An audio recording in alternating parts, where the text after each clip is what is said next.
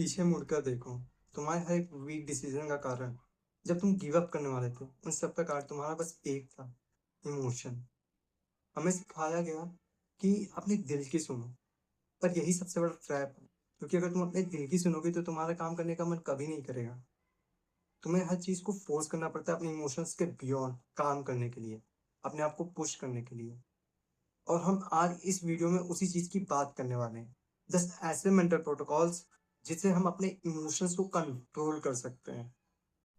Point number 1, hack your mind and body. जब तुम्हारे साथ कुछ बुरा होता है तो तुम क्या सोचते हो? What you think?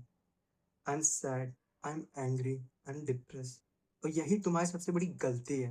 जब तुम मैं का प्रयोग करते हो ना, you fuse your identity with the emotion. तुम अपनी आइडेंटिटी को वो इमोशन ही बना देते हो। तुम उसे फील नहीं करते हो, तुम वो इमोशन ही बना देते हो उसे। You don't just feel the anger, you become the anger. You don't just feel the sadness, you become the sadness. यही तुम्हारी सबसे बड़ी गलती है। तो उसके सॉल्यूशन की बात करते हैं। जब तुम्हारे साथ कुछ बुरा हो, जब तुम डिप्रेस हो या तुम सैड फील करो, तो तुम ये मत को आई एम सैड या फिर कुछ भी। Just say your name instead of saying I am sad. से Shrithik is sad, Shrithik is angry, Shrithik is depressed। अपना नाम उसके इंस्टेड पे यूज करो, आई के इंस्टेड पे। इससे क्या होगा, तुम विक्टिम की जगह पे ऑब्जर्वर बन जाते हो। तुम इस इमोशन को फील नहीं करते हो, तुम उसे देखते हो। I am the observer. मैं अपने आप को वॉच कर रहा हूँ कि ये फील कर रहा है एक इंसान। और एक ऑब्जर्वर कभी रोता नहीं है, वो सिर्फ डाटा कलेक्ट करता है। And it will help you to overcome your emotions. Second point की बात करते हैं, बॉक्स ब्रीदिंग ओवरराइड। तुमने नोटिस किया होगा कभी, जब तुम गुस्से में होते हो या फिर जब तुम डरे हुए होते हो, तुम्हारी बॉडी कांपने लगती है एंड तुम्हारी ब्रीदिंग फास्ट हो जाती है। साइंस कहती है कि हमारे दिमाग में इमोशंस नहीं आते हैं पहले, हमारी बॉडी सिग्नल्स भेजती है एंड देन ब्रेन उसे इंटरप्रेट करता है।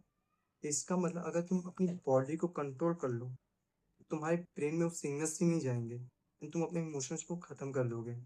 एंड ये टेक्निक ना स्पेशल फोर्सेस और snipers under extreme pressure situations में यूज करते थे। और जब तुम्हें पैनिक अटैक्स या फिर तुम जब एंजाइटी में या फिर जब तुम्हें इमोशंस कंट्रोल ना हो, तो तुम ये यूज कर सकते हो।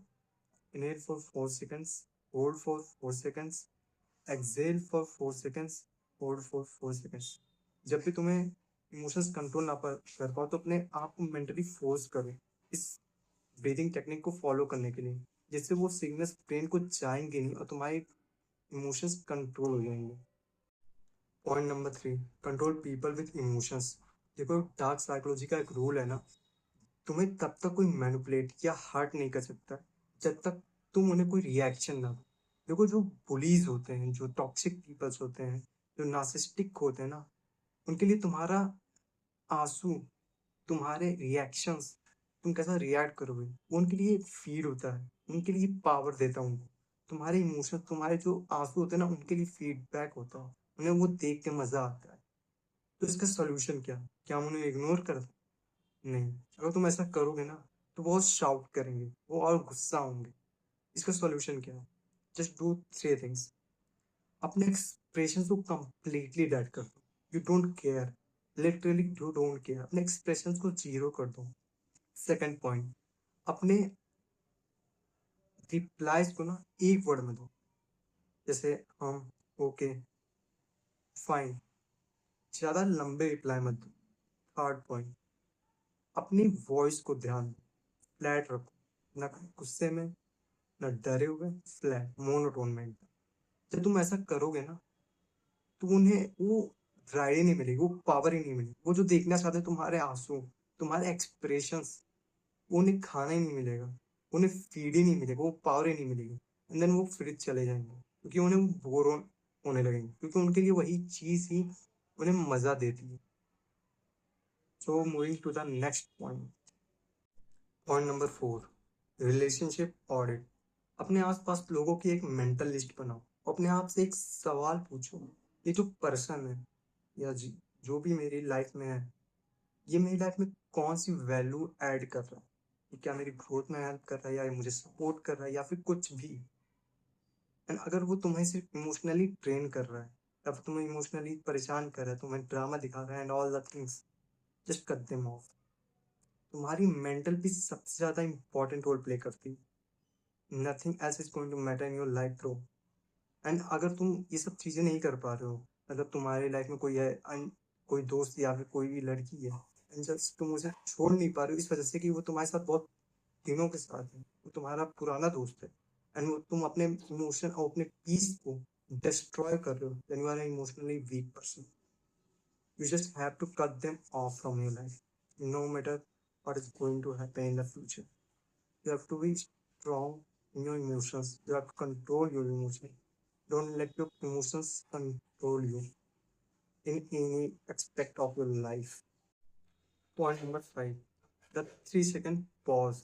देखो साइकोलॉजी ट्रूथ है, तुम्हारी स्टिमुलस में एंड रिस्पॉन्स में एक स्पेस होता है, एंड वहीं पे तुम्हारी डिसीजन, चॉइस और फ्रीडम छुपी हुई है। देखो जब तुम्हें कोई गाली देता है या तुम्हें कोई इंसल्ट करता है, तुम इंस्टेंटली रिप्लाई दे देते हो, तुम इंस्टेंटली रिएक्ट कर देते हो, then you have no control on yourself. या तुम्हें कुत्ते को पत्थर मारते हो, वो तुरंत भौंक देता है, क्यों? Because he have no choice, he have no stimulus, and if you do that this same thing, there is no difference between two, and now you have to decide what you want to do. That's your decision, that's your completely your decision. तो next time जब तुम्हारी कोई insult करे या जब तुम कोई गाली दे, don't reply instant, just take 3 second of pause, 1 2 3, and then react calmly. जब तुम 3 सेकंड का पॉज लेते हो ना, तुम्हारा इमोशनल ब्रेन शट डाउन हो जाता है एंड थिंकिंग ब्रेन एक्टिव हो जाता है, एंड देन जब तुम कामली रिप्लाई करते देते हो ना, then you have control on your emotions, then you can reply calmly. A person who reply instantly have no control on himself. A person who maintains 3 seconds of awkward silence, maintains a eye contact, and reply calmly is the most dangerous person in the room. Remember that. Point number 6, clinical reform. ये point तुम्हारी पूरी की पूरी reality बदल देगा। देखो होता क्या है ना, हमारे वर्ड्स हमारे इमोशंस क्रिएट करते हैं। जैसे तुम गाने सुनते हो, कोई अच्छा गाना सुनते हो या फिर कोई जो बुरा गाना सुनते हो, जैसे अनस्टॉपेबल, बिलीवर, तुम्हारी माइंड में वैसे केमिकल ट्रिगर होते हैं जिससे तुम्हें एम्पावरमेंट फील होता है। अब जब तुम ऐसे वर्ड्स यूज करते हो जो तुमको डिमीन करते हैं, जो तुमको कम फील कराते हैं, जैसे मैं बर्बाद हो चुका हूँ या दिल टूट चुका है, मैं काम नहीं कर पा रहा हूँ, तुम्हारे ब्रेन में वो ऐसे ही केमिकल्स ट्रिगर होते हैं। लिटरली तुम अपने ब्रेन को कमांड कर रहे हो कि मुझे पेन फील करना है। एंड इसका एक सोल्यूशन है कि अपने जितने भी इमोशनल वर्ड्स को क्लिनिकल वर्ड्स में ट्रांसफॉर्म कर लो। क्लिनिकल वर्ड्स क्या होते हैं? जो फैक्ट बेस्ड है, ऐसा नहीं जो तुम्हारी इमोशन से बने, ऐसा नहीं, fact based. For example, I feel को रिप्लेस करो my attempt was unsuccessful, sadness को रिप्लेस करो लो एनर्जी से, एंड एंगर को रिप्लेस करो डिसअप्रूवल से। जब तुम्हारे ब्रेन के पास वर्ड्स ही नहीं होंगे इमोशंस को फील करने के लिए, तुम्हारा ब्रेन इमोशंस को फील करना ही बंद कर देगा, क्योंकि तुम अपने ब्रेन को वो वर्ड्स ही नहीं दे रहे हो जिससे वो इमोशंस फील कर पाएगा, and your brain literally shut down the emotions. That's the good part of it. Point number 7, suffering startup. देखो हमें बताया जाता है कि पेन बहुत बुरी चीज है, बताया जाता है कि नहीं तुम्हें पेन नहीं आना चाहिए, अगर तुम पेन फील करो तो ये कर लो, वो कर लो, कुछ भी कर लो, इंस्टाग्राम रील्स स्क्रॉल कर लो, कुछ भी। बट पेन बहुत अच्छी चीज है, मैं तुम्हें एक इंफॉर्मेशन देता हूँ, तुम क्या चाहते हो, तुम कैसा फील कर रहे हो। फॉर एग्जाम्पल, अगर तुम जेलसी फील कर रहे हो, इसका मतलब तुम्हारे अंदर कुछ लैक कर रहा है, you lack something which you need to fix it. मतलब तुम्हारे पास कुछ चीज नहीं, इसलिए तुम जेलस फील कर रहे हो, and तुमको उसके लिए काम करना पड़ेगा। मैं बता रहा है कि तुम्हारे पास नहीं है। अगर तुम एंजाइटी फील करे, इसका मतलब तुमने पास्ट में काम नहीं किया है, तुम फ्यूचर के लिए एंजाइटी फील कर रहे हो। अगर तुम लॉनलीनेस फील कर रहे हो, इसका मतलब तुम्हारे सोशल स्किल्स अच्छे नहीं है, तुम्हें उस पर काम करना है। तुम्हारा हर एक इमोशन तुम्हें बताता है कि तुम्हें क्या करना है, तुम्हारे अंदर क्या लैक कर रहा है। तो how can you say that it is not good to feel pain? It is good, क्योंकि तुम्हें वो इन्फॉर्मेशन देता है। तुम्हारा जितना भी पेन, जब तुम्हारे पास पेन आता है ना, उसे लेकर बैठो, find the root cause of it. उसके अंदर क्या है, ये क्यों मुझे फील हो रहा है, मेरे अंदर क्या कमी है, उसके अंदर डीप डाउन जाओ एंड उसे सॉल्व करो। जब उसे तुम सॉल्व करोगे तो तुम अपने आप को अपग्रेड करोगे। That's how you can grow and upgrade with your pain. तुम्हारा हर एक पेन एक डाटा देता है। Point number 8, the zero expectation. Human suffering का सबसे बड़ा सोर्स क्या है? एक्सपेक्टेशन। हार्ट ब्रेक होता है, तुम्हें दर्द क्यों होता है? तुम फेल हो तो तुम्हें दर्द क्यों होता है? तुम्हें क्यों इस पेन को तुम फील करते हो? क्योंकि जब तुम्हारा ब्रेकअप होता है या फिर कुछ भी, उससे पहले तुमने अपने आप को कोई और ही स्टोरी बताई थी। तुमने अपने माइंड में कुछ और ही परसेप्शन, तुमने कुछ और ही रियलिटी इमेजिन कर ली थी। तुमने आज से 5 साल पहले की लाइफ इमेजिन कर ली थी कि ये होगा, ये होगा, ये होगा। जब वो नहीं होता है, तुम्हारी पूरी एक्सपेक्टेशंस खत्म हो जाती है, जिससे तुम्हें पेन फील होता है। तो एक्शंस तुम्हारे हाथ में है, पर रिजल्ट नहीं। इसलिए एक्शंस को करो, ना कि रिजल्ट पर डिपेंड करो। क्योंकि अगर तुम ऐसा करोगे तो तुम्हें हर एक चीज में पेन मिलेगा, क्योंकि तुम सक्सेसफुल बनोगे उससे पहले तुम्हें बहुत बार फेल होना पड़ेगा। इसलिए एक्शन करो, पर रिजल्ट से अटैच मत हो। फॉर एग्जाम्पल, तुम्हारा कोई एग्जाम है, उसे अपना 100% फोकस दो, उसमें अपना 100% दो, और रिजल्ट के छोड़ दो, मतलब उस पर ध्यान ही मत दो। क्योंकि तुम्हारे एक्शन तुम्हारे हाथ में है, तुम्हारा रिजल्ट नहीं।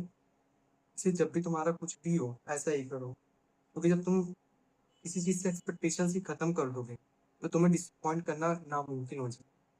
सो moving on the next point number 9, the ultimate detachment. Remember, you must die.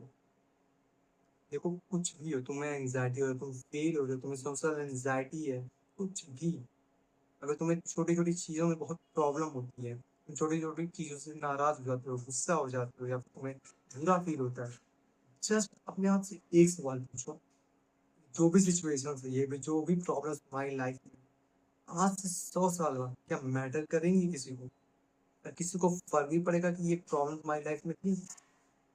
नहीं। तुम्हारी सोशल स्किल्स, तुम्हारी एंजाइटी, किसी को कुछ नहीं फर्क पड़ेगा। तुम्हारे विनिंग्स, तुम्हारे फेलियर्स, किसी को घंटा फर्क नहीं आता, किसी को घंटा फर्क नहीं पड़ेगा, किसी को घंटा याद भी नहीं रहेगा 100 साल में। तो किस चीज से तुम डर रहे हो? किस चीज से तुम रुके हुए हो? Nothing. Just go ahead. Nothing is going to stop you. Nothing. Remember, you must. Point number 10, the word story. When you become nothing, you become everything. चलो इसको हम समझाते हैं, मैं कहना क्या चाहता हूँ।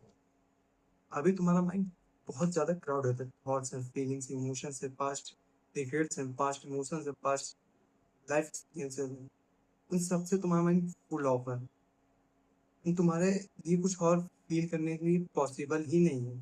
तुम एम्प्टी फील ही नहीं कर सकते। तुम कुछ भी नहीं, कुछ भी नहीं। इसके परफॉर्म करने के लिए तुम्हें क्या करना है? डेली 30 मिनट के लिए अकेले में, कुछ नहीं, थॉट्स नहीं, इमोशंस नहीं, कुछ नहीं, just emptiness. Just feel empty, you are nothing. Just feel nothing. And then जब ऐसा करोगे ना, तो तुम्हारे ईगो, जैसे कोई तुम्हें कॉम्प्लीमेंट देता, तुम्हें अच्छा फील होता है, वो सारी चीजें फील होना बंद हो जाएंगी। That's the ultimate state you have to. जब तुम्हें कुछ फर्क ही नहीं पड़ेगा, तुम्हें ईगो से ऑल द थिंग्स मैटर करते हैं तुम्हारी, जब उसे तुम्हें मैटर ही नहीं करेगा, तो तुम्हें कुछ भी इफेक्ट नहीं कर सकता। यही फाइनल स्टेज है इमोशंस के एंड का। when you become emotionless, when you become master your emotions, this is the final stage of it. Don't become a robot. देखो, ये वीडियो खत्म करने से पहले मुझे एक चीज समझानी बहुत ज्यादा जरूरी है, वरना तुम इस सब चीजों को मिस इंटरप्रेट कर दोगे। जब लोग सुनते हैं इमोशनलेस बनना है, तो ये चीज उनको बहुत ज्यादा ही ऑफेंड करती है, ये बहुत ज्यादा गलत सोचते हैं। उन्हें लगता है कि अपने इमोशन को सप्रेस करना, अपने इमोशन को दबाना है। ये सबसे बड़ी गलती है। जब तुम अपने इमोशन को दबाओगे ना, तो वो तुम्हारे एंजाइटी में आ जाएगी, तुम्हारे सबकॉन्शियस चीज ब्रेन में वो एक्यूमुलेट हो जाएगी, और एक दिन मतलब पूरा का पूरा एंजाइटी अटैक की तरह आ जाएगा। जब तुम कहोगे ये क्या हुआ मेरे साथ। तो जब भी मैं कह रहा हूँ इमोशनलेस बनना है, इसका मतलब ये नहीं तुमको अपने इमोशंस को सप्रेस करना है। इसका मतलब तुम इमोशंस के मास्टर बन रहे हो, तुम अपने इमोशंस को कंट्रोल करना सीख रहे हो। That's what you have to learn. You don't have to learn to suppress your feelings. You have to learn to control your feelings. तुम रोबोट नहीं हो कि तुम्हें फील नहीं होगा। ब्रो, तुम ह्यूमन हो, तुमको फील ही होगा। You will feel proud. You will feel anxiety. You will feel pain. The problem is you have to control it on your own. Nobody's coming to save you. That's the point. You don't have to become a slave of emotion. You have to make the slave to your emotions. You have to make it to your slave. Don't become the slave of it. That's the point. जब भी मैं कह रहा हूँ emotionless बनना, इसका मतलब ये नहीं कि तुम्हें इमोशंस को सप्रेस करना, इसका मतलब तुम्हें इमोशंस को मास्टर करना है। तो हियर इज द डिफरेंस, इसको नोट डाउन करना। सो मिलते हैं नेक्स्ट वीडियो में, तब तक के लिए अपना ख्याल रखना। मिलते हैं नेक्स्ट वीडियो में।